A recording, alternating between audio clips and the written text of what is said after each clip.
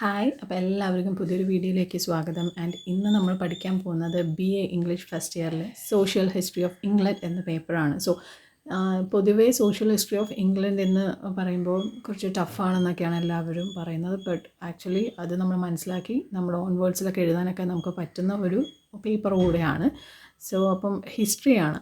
അപ്പോൾ അതുകൊണ്ട് തന്നെ നമ്മൾ എലാബറേറ്റ് ചെയ്ത് നമുക്ക് എഴുതി കഴിഞ്ഞാൽ മാർക്സ് സ്കോർ ചെയ്യാൻ പറ്റുന്ന ഒരു പേപ്പർ കൂടിയാണ്.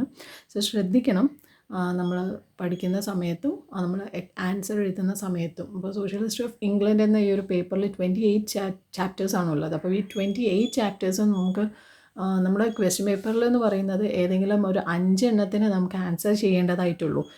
ഈ 5 എണ്ണം നമ്മൾ പ്രീവിയസ് ഇയർ ക്വസ്റ്റ്യൻ പേപ്പേഴ്സ് നന്നായിട്ട് നിങ്ങൾ റിവൈസ് ചെയ്ത് നോക്കുക. അതിൽ റിപ്പീറ്റഡായിട്ട് വരുന്ന ക്വസ്റ്റ്യൻസ് ഏതൊക്കെയാണെന്ന് നോക്കി പഠിച്ചു കഴിഞ്ഞാൽ നിങ്ങൾക്ക് അത്യാവശ്യം നിങ്ങൾക്ക് മാർക്സ് സ്കോർ ചെയ്യാനും പഠിക്കാനും എളുപ്പമായിരിക്കും. അപ്പം ഞാൻ ഈ ഫുള്ളായിട്ട് ഫസ്റ്റ് ടു 28 ചാപ്റ്റേഴ്സ് ഞാൻ ഇടുന്നില്ല, പക്ഷേ ഇമ്പോർട്ടൻ്റ് ആയിട്ടുള്ള ചാപ്റ്റേഴ്സ് എന്ന് തോന്നുന്ന ചാപ്റ്റേഴ്സാണ് ഞാൻ ഓരോ വീഡിയോ ഇടാൻ പോകുന്നത്. അപ്പം അങ്ങനെ ഒരു ചാപ്റ്ററാണ് the war of American independence എന്ന് പറയുന്നത്. മിക്ക ക്വസ്റ്റ്യൻ പേപ്പറിലും ഈ ഒരു ചാപ്റ്റർ ബേസ് ചെയ്ത് ക്വസ്റ്റ്യൻ വരുന്നുണ്ട്. അപ്പം ഈ ഒരു ചാപ്റ്റർ ബേസ് ചെയ്ത് ഈ ക്വസ്റ്റ്യൻ വന്നു കഴിഞ്ഞാൽ കൺഫേം ആയിട്ട് നമ്മളെല്ലാം ഫസ്റ്റ് ടു ലാസ്റ്റ് നമ്മൾ എഴുതേണ്ടതായിട്ട് വരും. അതായത് ഇപ്പം ഇതിൽ തന്നെ ചില ആക്റ്റുകളൊക്കെ ഉണ്ട്. അപ്പോൾ ആ ഒരു ആക്ട് മാത്രമായിട്ട് ചിലപ്പോഴേ അങ്ങനെയൊക്കെ ചോദിക്കാറുള്ളൂ. അല്ലാതെ ഉണ്ടെങ്കിൽ വാർ ഓഫ് അമേരിക്കൻ ഇൻഡിപെൻഡൻസ് എന്നൊരു ചാപ്റ്ററിൽ നിന്ന് ഇത് ക്വസ്റ്റ്യൻ വന്നാൽ നമ്മൾ ഫസ്റ്റ് ടു ലാസ്റ്റ് വരെ നമ്മൾ എഴുതിയേ തീരും. കാരണം നമ്മുടെ ഭാരതീയ യൂണിവേഴ്സിറ്റിയിൽ ഏറ്റവും അധികം പേപ്പർ ഫില്ല് ചെയ്താലാണ് മാർക്സ് കൂടുതൽ കിട്ടുക എന്ന് പറയുന്നുണ്ട്. അത് കൊണ്ടും കൂടെ നമ്മൾ എപ്പോഴും എലാബറേറ്റ് ചെയ്ത് എഴുതാനായിട്ട് ശ്രമിക്കുക. അങ്ങനെയാണെങ്കിൽ നമുക്ക് അത്യാവശ്യം നല്ലൊരു പെർസെൻറ്റേജ് നമുക്ക് സ്കോർ ചെയ്യാൻ പറ്റും. അപ്പോൾ അങ്ങനെ ഒരു ചാപ്റ്ററാണ് the war of American independence എന്ന് പറയുന്നത്. അപ്പം ഇന്ന് നമ്മൾ പഠിക്കാൻ പോകുന്നത് ആ ഒരു ചാപ്റ്ററിനെ കുറിച്ചിട്ടാണ്. നമ്മൾ ചാപ്റ്ററിലേക്ക് കടക്കുന്നതിന് മുൻപ് ഈ the war of American independence അതിൻ്റെ ഒരു തുടക്കം എന്താണെന്നുള്ളത് നമുക്ക് ആദ്യം നോക്കാം, എന്നിട്ട് നമുക്കിതിലേക്ക് കടക്കാം. അപ്പം ഇത് ഷോർട്ടായിട്ടൊക്കെയാണ് ഉള്ളത്. ഇതിനും ഒരുപാട് കാര്യങ്ങൾ ഉണ്ട്, അതൊന്നും നമ്മുടെ ടെക്സ്റ്റ് ബുക്കിലില്ല. നമുക്ക് കുറച്ചും കൂടെ കൂടുതൽ നിങ്ങൾക്ക് എഴുതണമെന്നുണ്ടെങ്കിൽ നിങ്ങൾ ഗൂഗിൾ ചെയ്തിട്ട് ഒരു നോട്ട് പ്രിപ്പയർ ചെയ്തിട്ടൊക്കെ ചെയ്യുന്നത് നല്ലതായിരിക്കും കേട്ടോ. അപ്പോൾ നമുക്ക് നോക്കാം എന്താണിത് ഈ അമേരിക്കൻ വാർ ഓഫ് ഇൻഡിപെൻഡൻസ് എന്നുള്ളത്. The 13 British colonies on the North Atlantic coast fought for independence against the mother country England. This freedom struggle is also known as the American Revolution. അതായത് നമ്മുടെ നോർത്ത് അറ്റ്ലാന്റിക് കോസ്റ്റിലുള്ള, അതായത് തീരത്തുള്ള 13 British കോളനികൾ അവരുടെ മാതൃരാജ്യമായ ഇംഗ്ലണ്ടിന് എതിരായിട്ട് നടത്തിയ ഒരു സമരം, സ്വാതന്ത്ര്യ സമരം, അതാണ് അമേരിക്കൻ റവല്യൂഷൻ അല്ലെങ്കിൽ the war of American independence എന്നൊക്കെ പറയുന്നത്. These colonies were established by immigrants from many European countries along the eastern seaboard of North America. Immigration was mainly from England, Scotland, Ireland, France, Poland, Germany and Sweden. അതായത് ഈ കോളനീസൊക്കെ ഒരുപാട് യൂറോപ്പിൽ നിന്ന് വന്ന ഇമിഗ്രൻസാണ് ഈ കോളനീസൊക്കെ രൂപീകരിച്ചത്. അതെന്ന് പറയുമ്പം ഇമിഗ്രേഷൻ എവിടെ നിന്നൊക്കെയായിരുന്നു ആളുകൾ ഇമിഗ്രേറ്റ് ചെയ്ത് വന്നിരുന്നതെന്ന് വെച്ചാൽ England, Scotland, Ireland, France, Poland, Germany, Sweden അങ്ങനെയുള്ള ആ സ്ഥലങ്ങളിൽ നിന്നൊക്കെയാണ് ആളുകൾ മാറി ഈ 13 കോളനി രൂപീകരിച്ചത്. Most of them were British. Of the 13 colonies in 1763, 1.3 million people were English. Most of them were English Protestant who left their homeland to escape the religious persecution of the Stuart kings of England. അതായത് കൂടുതലും ബ്രിട്ടീഷുകാരായിരുന്നു. ആ 13 കോളനീസിലും കൂടുതൽ ബ്രിട്ടീഷുകാരായിരുന്നു. 1.3 million people ഇംഗ്ലീഷുമായിരുന്നു. Most of them were English Protestants who left. അവരുടെ പകുതി പേരും ഇംഗ്ലീഷ് പ്രൊട്ടസ്റ്റൻസ് ആയിരുന്നു. അവരവരുടെ ജന്മനാട് വിട്ട് എസ്കേപ്പായി വന്നതാണ്. അതായത് റിലീജിയസ് പെർസിക്യൂഷനിൽ നിന്ന് അവരുടെ ആ ഇംഗ്ലണ്ടിലെ കിങ്ങിൻ്റെ ആ ഒരു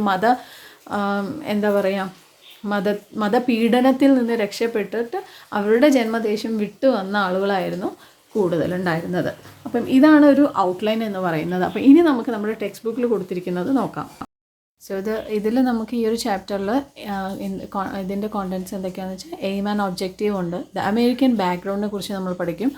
അതേപോലെ കുറച്ച് ആക്റ്റുകളുണ്ട്. The navigation act, stamp act, customs duty, Boston tea party, war of independence. അപ്പോൾ ഇതൊക്കെയാണ് നമ്മൾ ഈ ഒരു ചാപ്റ്ററിൽ പഠിക്കാൻ പോകുന്നത്. സോ ഇത് എല്ലാം തന്നെ ഇമ്പോർട്ടൻ്റ് ആണ്. നമുക്ക് നോക്കാം. Aim and objective to highlight the importance of the American war of independence. ഇതിൽ ഇൻട്രൊഡക്ഷൻ ഉണ്ട്, അത് ബാക്ക്ഗ്രൗണ്ട് ഓഫ് അമേരിക്കൻ പീപ്പിൾ, പിന്നെ causes for the war, the navigation act, stamp act, no taxation without representation, the Boston massacre, the Boston Tea Party, the meetings at Philadelphia, the Declaration of Independence, cause of the war, reasons for the English defeat, conclusion, then result of the war. അപ്പോൾ ഇതൊക്കെയാണ് നമ്മൾ ഇനി ഇതിൽ പഠിക്കാൻ പോകുന്നത്. The American background. The 13 British colonies in America were founded by men who in their hearts of hearts loved to lead a life free from persecution and interference of any kind. അതായത് ഈ 13 British colonies, അമേരിക്കയിലുള്ള ഈ 13 British കോളനീസും ആളുകൾ മെന്നെ കണ്ടുപിടിച്ചിരിക്കുന്നത് എന്തിനാണെന്ന് വെച്ച് കഴിഞ്ഞാൽ ഒരു persecution, അതുപോലെ ഒരു ഇൻ്റർഫറൻസ്, ഏത് തരത്തിലുള്ള പെർസിക്യൂഷൻ, പീഡനമാണെങ്കിലും അതേപോലെ ഏതൊരു കടന്നുള്ള ഒരാളുടെ ഇതിലേക്ക് കടന്നു കയറിയുള്ള ആ ഒരു ഇതിലാണെങ്കിലും അതിൽ നിന്നൊക്കെ രക്ഷപ്പെടാനായിട്ട് അവരുടെ ജീവിതം നല്ല രീതിക്ക് മുന്നോട്ട് പോകാൻ വേണ്ടിയിട്ടായിരുന്നു ഈ 13 കോളനീസും ഈ ആളുകൾ കണ്ടുപിടിച്ചിരിക്കുന്നതെന്നാണ് പറയുന്നത്. Each of these colonies had an independent legislature and a governor appointed by the king of England. ഈ കോളനീസിലെ ഓരോ കോളനീസിലും അവർക്ക് ഇൻഡിപെൻഡൻ്റ് ആയിട്ടുള്ള ഒരു ലെജിസ്ലേച്ചറും അതേപോലെ ഒരു ഗവർണറും ഉണ്ട്. നമ്മുടെ ഇംഗ്ലണ്ടിൽ കിങ് അപ്പോയിൻറ്റ് ചെയ്ത ഗവർണറും അതേപോലെ ആരാണ്, ലെജിസ്ലേച്ചറും ഉണ്ട്. ലെജിസ്ലേച്ചർ എന്ന് പറഞ്ഞു കഴിഞ്ഞാൽ നിയമം നടപ്പിലാക്കുന്ന സ്ഥലം, അതൊക്കെയാണ് ലെജിസ്ലേച്ചർ എന്ന് പറയുന്നത്. അപ്പം ഇതൊക്കെ ഇംഗ്ലണ്ടിലെ കിങ് അവർക്ക് ഏർപ്പാടാക്കി, മീൻസ് അപ്പോയിൻറ്റ് ചെയ്ത് കൊടുത്തിട്ടുണ്ട്. It was by hard work that the colonist establish themself in the new world. അത് അവരുടെ ആ ഒരു ഹാർഡ് വർക്ക് കൊണ്ട് തന്നെയാണ് ഈ ഒരു പുതിയൊരു വേൾഡ് അവർ ക്രിയേറ്റ് ചെയ്തത്. A natural outcome of this was that there developed in them a kind of uncompromising spirit of independence. അത് ആ ഒരു നാച്ചുറൽ ഔട്ട്കം അവരുടെ ഒരു സ്വഭാവത്തിൽ വിട്ടുവീഴ്ചയില്ലാത്ത ഒരു സ്വാതന്ത്ര്യം മനോഭാവം അവരിലുണ്ടായി എന്നാണ് പറയുന്നത്.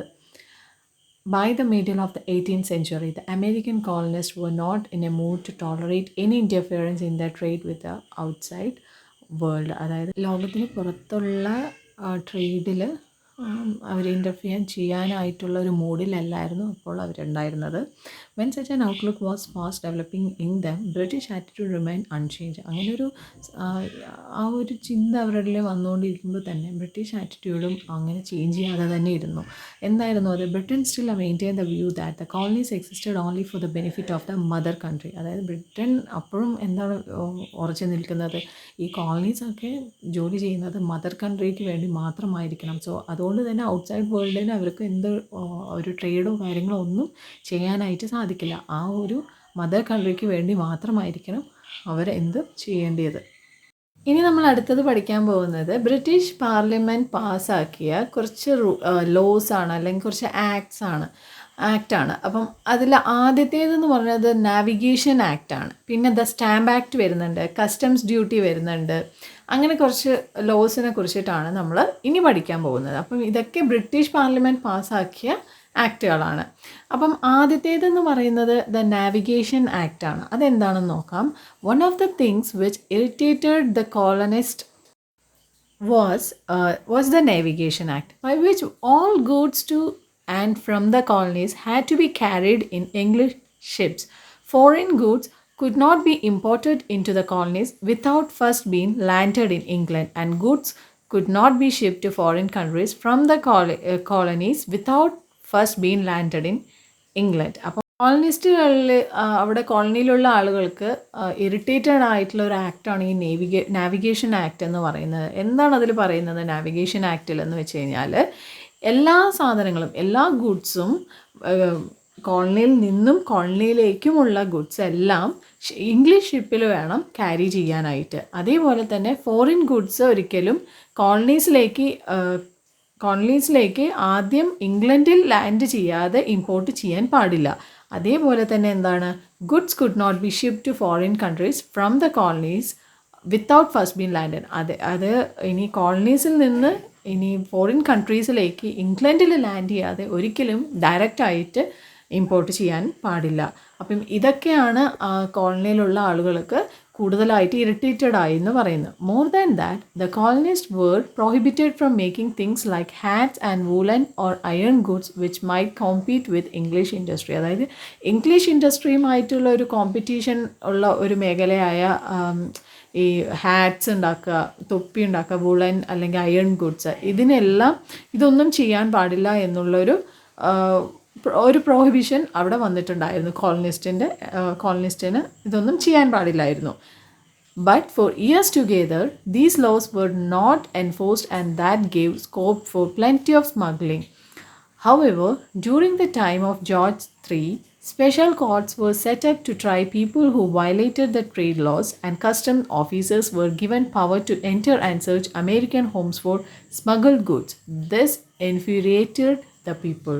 ഇങ്ങനെ കുറേ റെസ്ട്രിക്ഷൻസ് ഉള്ളത് കാരണം കൊണ്ട് തന്നെ സ്മഗ്ലിംഗ് അവിടെ നടക്കാൻ തുടങ്ങി. അപ്പം ജോർജ് III കിങ്ങിൻ്റെ സമയത്താണ് സ്പെഷ്യൽ കോർട്സ് ഒക്കെ ഫോം ചെയ്തു. ഇങ്ങനെ ട്രേഡ് ലോസ് വയലേറ്റ് ചെയ്ത് കഴിഞ്ഞാൽ, അതായത് ട്രേഡ് ലോസ് ഇങ്ങനെ എക്സ്പോർട്ടിങ്ങിനും ഇമ്പോർട്ടിങ്ങിനും ഒക്കെ ഓരോ ലോസ് ഉണ്ടാവും. അപ്പോൾ ആ ലോസൊക്കെ അവർ തെറ്റിച്ച് കഴിഞ്ഞാൽ ശിക്ഷിക്കാനായിട്ടുള്ള കോർട്സുകളൊക്കെ ജോർജ് IIIൻ്റെ ടൈമിൽ അവർ ഫോം ചെയ്തിട്ടുണ്ടായിരുന്നു. And custom officers were given power to enter and search American homes for smuggled goods. അപ്പം അമേരിക്കൻസിൻ്റെ ഹോമിൽ പോയിട്ട് സ്മഗിൾ ചെയ്ത ഗുഡ്സ് ഉണ്ടോ എന്ന് അന്വേഷിക്കാനായിട്ട് കസ്റ്റം ഓഫീസേഴ്സിനെയൊക്കെ നിയമിച്ചു. ഇത് പീപ്പിളിനെ ഇൻഫ്യൂരിയേറ്റഡ് ആയി, കൂടുതൽ അവർക്ക് ദേഷ്യവും അല്ലെങ്കിൽ ആ ഒരു എന്താ പറയുക വാശിയും കയറ്റിയെന്നാണ് പറയുന്നത്. അതാണ് ദ നേവിഗേഷൻ ആക്ട് എന്ന് പറയുന്നത്. ഇനി കൂടുതലായിട്ട് നിങ്ങൾക്ക് ഇതിനെക്കുറിച്ച് എഴുതണമെന്നുണ്ടെങ്കിൽ ഗൂഗിൾ ചെയ്തിട്ട് നിങ്ങൾ എഴുതാം. അപ്പോൾ നമുക്ക് കുറച്ചുകൂടെ മാർക്ക് സ്കോർ ചെയ്യാൻ പറ്റും. അടുത്തത് ദ സ്റ്റാമ്പ് ആക്ട് ആണ്. The 7 Years' War, that is from 1756 to 1763, between England and France was fought partially to protect the interest of the colonists. The British government thought that the colonists should share the financial burden. അപ്പം 7 വർഷത്തെ വാറായിരുന്നു, 1756 to 1763 വരെ ഇംഗ്ലണ്ടും ഫ്രാൻസും തമ്മിൽ. എന്തിനാണ്? കോളനിസ്റ്റിൻ്റെ ഇൻട്രസ്റ്റിന് വേണ്ടിയിട്ട്, അവർക്കുള്ള ആ ഒരു താല്പര്യം നിലനിർത്താനൊക്കെ ആയിട്ടായിരുന്നു ആ ഒരു വാറുണ്ടായിരുന്നത്. The British government thought that the colonist should share the financial burden. അപ്പം ബ്രിട്ടീഷ് ഗവൺമെൻറ് എന്താ വിചാരിച്ചത്? ഈ കോളനിസ്റ്റുകൾ, അതായത് ആ കോളനിയിലത്തെ ആളുകളൊക്കെ ആ ഫിനാൻഷ്യൽ ബേർഡൻ ഷെയർ ചെയ്യും എന്നാണ് ബ്രിട്ടീഷ് ഗവൺമെൻറ് വിചാരിച്ചത്. So in 1765 George Grenville the prime minister got passed in parliament the stamp act. അപ്പോൾ അങ്ങനെ 1765 ജോർജ് ഗ്രീൻവിൽ അവിടുത്തെ പ്രൈം മിനിസ്റ്ററാണ് പാർലമെൻറ്റിൽ ദ സ്റ്റാമ്പ് ആക്ട് പാസ്സാക്കുന്നത്. According to this act, all documents, licence and wills to be valid should have stamps affixed on them. ഈ act എന്താണെന്ന് വെച്ച് കഴിഞ്ഞാൽ എല്ലാ ഡോക്യുമെൻറ്റ്സും, ലൈസൻസും, അതുപോലെ വിൽപത്രങ്ങൾ, അതല്ലെങ്കിൽ നമ്മളൊരാൾക്ക് ഒരു ഇഷ്ടദാനം കൊടുക്കുക, അതിന് എല്ലാത്തിനും സ്റ്റാമ്പ് അതിൽ പതിപ്പിക്കണം എന്നുള്ളൊരു ആക്റ്റാണ് അദ്ദേഹം അവിടെ പാസ്സാക്കിയത്. There was a general outcry of the colonist against the tax. ഈ ടാക്സിന് എഗെയിൻസ്റ്റ് ആയിട്ടിട്ട് വലിയൊരു എന്താ പറയുക, ഒരു പ്രതിഷേധം തന്നെ ഉണ്ടായിരുന്നു. The day on which the act came into force, stamps were burn in the streets of New England while shops closed, church bells tolled and flags flew at half mast. So ആ ഒരു act പാസ്സാക്കിയ ദിവസം തന്നെ അവിടെ ഒരുപാട് പ്രൊട്ടസ്റ്റുകൾ നടന്നിരുന്നു. എന്തൊക്കെയായിരുന്നു? Stamps സ്ട്രീറ്റ്സിൽ കത്തിക്കുന്നു, ഈ ന്യൂ ഇംഗ്ലണ്ടിൻ്റെ സ്ട്രീറ്റ്സിൽ കത്തിച്ച് കളഞ്ഞു. അതേപോലെ തന്നെ ഷോപ്സ് ക്ലോസ് ചെയ്തു, ചർച്ച് ബെൽസ് ടോൾ ചെയ്തു, flags flew at half mast. അങ്ങനെ ഒരുപാട് പ്രൊട്ടസ്റ്റ് നടന്നു ഈ ഒരു ആക്ട് കാരണം. And American lawyer argued that parliament had no right to tax the colonist as they were not represented in the house. അതായത് American lawyer എന്താണ് argue ചെയ്തതെന്നാൽ പാർലമെൻറ്റിന് ഒരു അധികാരവുമില്ല കോളനിസ്റ്റിന് ടാക്സ് ഏർപ്പെടുത്താനായിട്ട്. കാരണം അവർ പാർലമെൻറ്റിലെ മെമ്പേഴ്സ് അല്ലാത്തത് കൊണ്ട് തന്നെ അവർക്ക് ആ ഒരു ടാക്സിൻ്റെ ആവശ്യം വരുന്നില്ല എന്നുള്ളൊരു ആർഗ്യുമെൻ്റാണ് അവിടെ വന്നിട്ടുണ്ടായിരുന്നത്. The popular slogan was "No taxation without representation." A few men like William Pitt in England realized the seriousness of the situation and induced Parliament to repeal the stamp act. The act was withdrawn in 1766. അപ്പോൾ ഒരു popular സ്ലോഗനൊക്കെ കൊണ്ടുവന്നു. No taxation without representation എന്നൊരു സ്ലോഗനൊക്കെ കൊണ്ടുവന്നു. കുറച്ച് ആളുകൾ, William pit പോലുള്ള കുറച്ച് ആളുകൾ ഇംഗ്ലണ്ടിലുള്ള റിയലൈസ് ചെയ്തു ആ ഒരു സീരിയസ്നെസ്, ആ ഒരു സിറ്റുവേഷൻ്റെ സീരിയസ്നെസ് മനസ്സിലാക്കിക്കൊണ്ട് തന്നെ എന്താണ് ആ പാർലമെൻറ്റ് ആ ഒരു സ്റ്റാമ്പ് ആക്ട് എന്നുള്ളത് തിരിച്ചെടുത്തു. അത് ഏത് വർഷമായിരുന്നു? 1766 ആ ഒരു ആക്ട് തിരിച്ചെടുത്തത്. അപ്പോൾ അതാണ് ദ സ്റ്റാമ്പ് ആക്ട്.